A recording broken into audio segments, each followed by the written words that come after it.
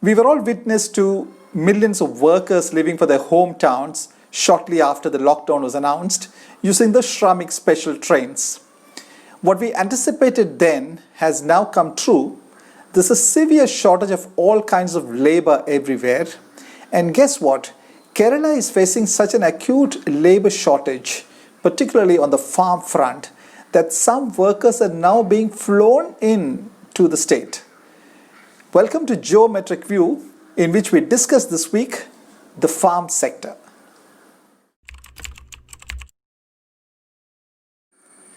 You've heard of the Bharat and India terminologies to describe the two sets of Indians on a socio-economic scale.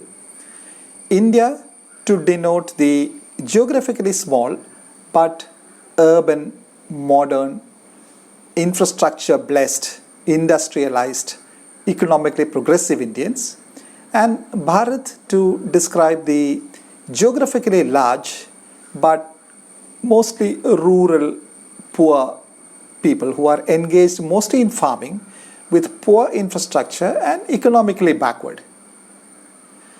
From India, we hear stories of mergers and acquisitions, startups, biotechnology, IT companies, 5G, online retailing, smart cities and bullet trains and the like. From Bharat, we mostly hear one story of farm suicides.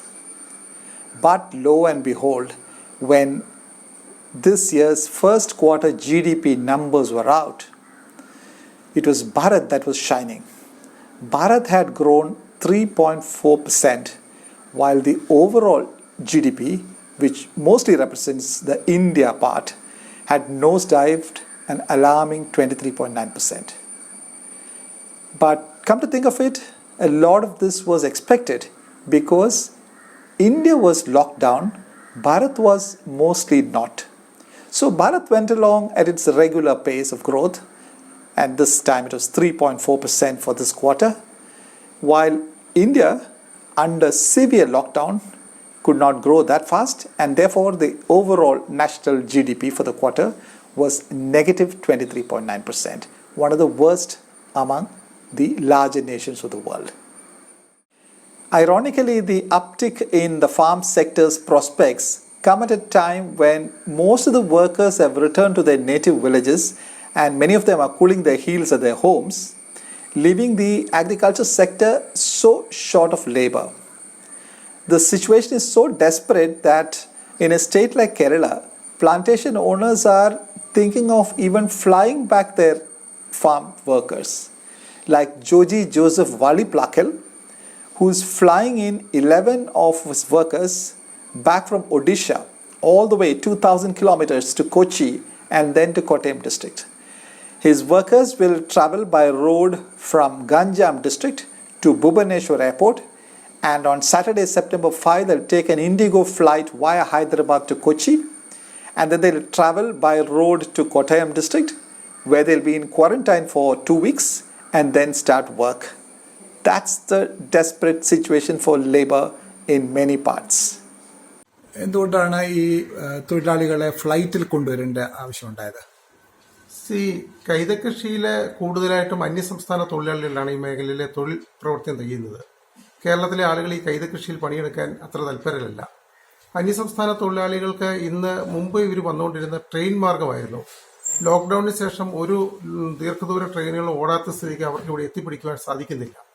അപ്പോൾ അത്തരമൊരു സാഹചര്യത്തിൽ flight open ആയതുകൊണ്ട് അവരെ നമ്മൾ ഭുവനേശ്വരിൽ നിന്ന് നെടുമ്പാശ്ശേരിയിലേക്ക് കൊണ്ടുവരികയാണ്. തൊഴിലാളികൾ ആദ്യമായിട്ടായിരിക്കും ഒരു ഫ്ലൈറ്റിൽ ഇങ്ങോട്ട് യാത്ര ചെയ്യുന്നവർ സന്തോഷവാന്മാരാണോ? ആയിരിക്കും. ഞങ്ങളുടെ തൊഴിലാളികൾ എല്ലാം ഈ ഗ്രാമപ്രദേശത്ത് താമസിക്കുന്ന ആളുകളാണ്. ഭുവനേശ്വർ എയർപോർട്ടിൽ നിന്ന് ഏകദേശം 250 കിലോമീറ്റർ അകലെയാണ് അവർ താമസിക്കുന്നത്. അപ്പം അവർക്ക് ഇവിടെ എത്തിപ്പിടിക്കാൻ സാധ്യതയില്ല എന്ന് പറഞ്ഞാൽ ഞങ്ങൾ ഫ്ലൈറ്റ് സൗകര്യം ഏർപ്പെടുത്താമെന്ന് പറയുമ്പോൾ അവർ വലിയ സന്തോഷത്തിലാണ് ഈ കാര്യങ്ങളൊക്കെ. കാരണം ഗ്രാമവാസികളെ സംബന്ധിച്ചിടത്തോളം വിമാനയാത്ര എന്ന് പറയുന്നത് അവർക്കൊരു വലിയ അനുഭവമായിരിക്കും. അപ്പോൾ ആ കാര്യത്തിൽ അവർ വളരെ തൽപരരാണ്. ഞങ്ങളുടെ കൂടെ മുമ്പ് പണി ചെയ്ത ആളുകളാണ് ഇതിൻ്റെ അകത്ത് ഭൂരിപക്ഷം ആളുകളും. അപ്പോൾ വിമാന ticket arrange ചെയ്തുകൂടി our സന്തോഷവാന്മാരാണ്.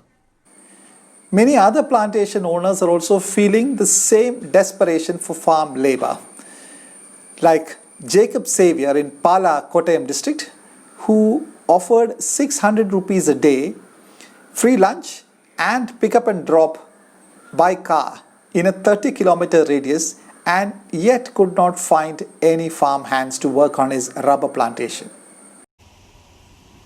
In every field, we are in short of workers. Now, nobody wants to work nowadays. I have offered 600 rupees, pick up and drop plus afternoon lunch. Still no workers. Everybody wants to relax from morning to evening. What to do? Is everyone in God's own country so rich that they don't have to work?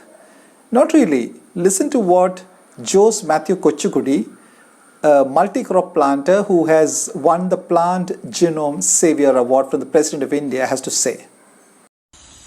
There are several reasons. Kerala workers are not willing to put in long hours of manual work on farms. Secondly, their standard of living is much higher than that of workers in other states. So they cannot accept the wage levels offered workers from other states. Thirdly, Kerala workers prefer to work independently without supervision. So they take up job works but are not keen on working under someone else. No wonder there are an estimated more than 2 million workers from different states working in Kerala, and each one of them seems to love it. क्यों आपको पसंद है केरल में काम करने के लिए? केरल में काम करने के लिए हमको पसंद इसलिए है क्योंकि यहाँ पर रहने के लिए अच्छा सुविधा है और ज़्यादा दिन रह रह के थोड़ा आदत हो गया है लोगों से बात करने के लिए, इसीलिए अच्छा लग रहा है.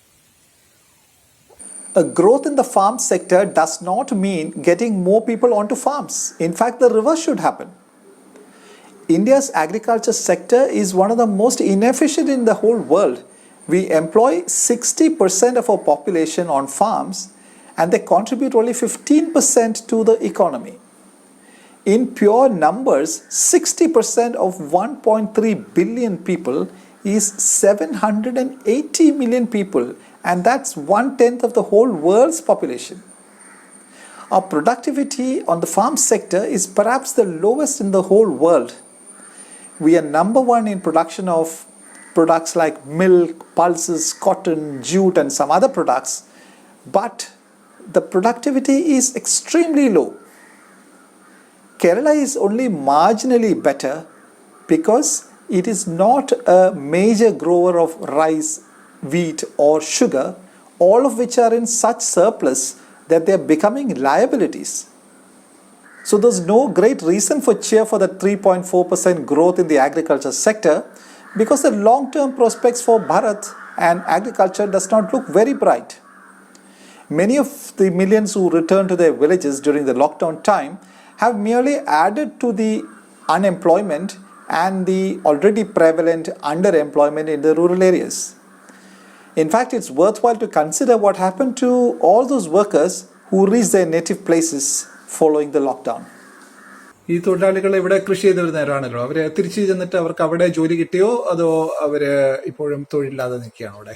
യഥാർത്ഥത്തിൽ ഞങ്ങളുടെ കയ്യിൽ 100-150 തൊഴിലാളികളുണ്ട്, അന്യസംസ്ഥാന തൊഴിലാളികൾ. അതിൽ കുറച്ച് ആളുകൾ മാത്രമേ മടങ്ങിപ്പോയിട്ടുള്ളൂ. ബാക്കി ആളുകൾ എന്തും വില കൊടുത്ത് ഇവിടെ ഞങ്ങളുടെ ഒപ്പം നിൽക്കുകയായിരുന്നു. ഞങ്ങൾ അവരെ എല്ലാം സംരക്ഷിച്ചിട്ടുണ്ടായിരുന്നു. ഇവരുടെയൊക്കെ വീട്ടുകാരിൽ നിന്നുള്ള ആശങ്കകളും മറ്റു ചില ഭാഗ്യസമ്മർദ്ദങ്ങളും ഒക്കെയാണ് അവർക്ക് തിരിച്ചു പോകാനുള്ള സാഹചര്യം. പക്ഷേ ലോക്ക്ഡൌണിന്റെ കാലത്ത് ഇന്ത്യയിലെ കാർഷിക മേഖലയിൽ എല്ലായിടത്തും തകർച്ച നേരിട്ടപ്പോൾ സ്ഥലവും തൊഴിൽ സൗകര്യങ്ങൾ കുറഞ്ഞ അവരുടെ സംസ്ഥാനത്ത് അവർക്ക് ഒരു വിധത്തിലും ജീവിക്കാനുള്ള സാഹചര്യം ഉണ്ടായിട്ടില്ല എന്നുള്ള ഞങ്ങൾക്ക് അറിയാൻ സാധിച്ചത്. അതുകൊണ്ട് നിത്യ തൊഴിൽ എന്ന നിലയിൽ എന്നും തൊഴിൽ കൊടുക്കുന്ന ഒരു മേഖല എന്ന നിലയിലാണ് പൈനാപ്പിൾ കൃഷിയിൽ അവർക്കൊരു ആകർഷണവും പിന്നെ ഞങ്ങളും അവരുമായിട്ടുള്ള സമീപനവും ഒക്കെ വെച്ചാണ് അവരിപ്പോൾ മടങ്ങി വരുന്നത്. സന്തോഷമായിട്ട് തന്നെയാണ് വരുന്നത്. So the long-term prospects for India's agriculture sector are not very rosy.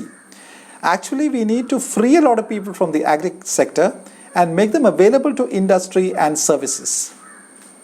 And then there are these numerous laws and restrictive regulations like Kerala's Land Reforms Act and the Land Utilization Act that have far outlived their utility and are tying farmers up in knots.